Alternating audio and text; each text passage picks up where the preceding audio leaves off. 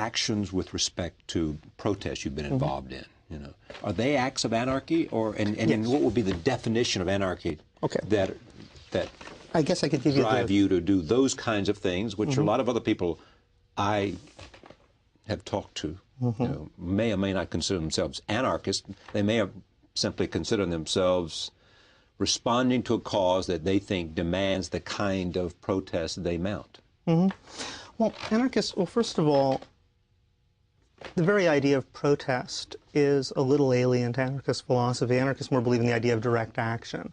Protest, you're kind of appealing to the powers that be to be nicer. We don't do that. We try to directly intervene. If there's something going on that we don't like, we put our bodies in front of the road. Or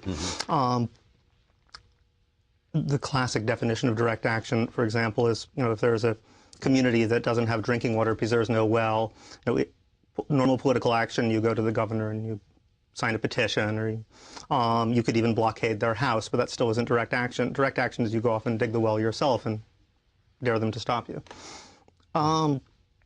So in a way, anarchism is about acting as if you're already free.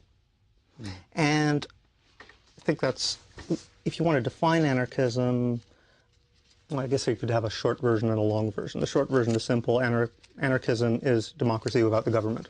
You know, most people love democracy. Most people don't like the government very much. If you keep one and take away the other, that's anarchism. Anarchism is direct democracy, would be another way to put that.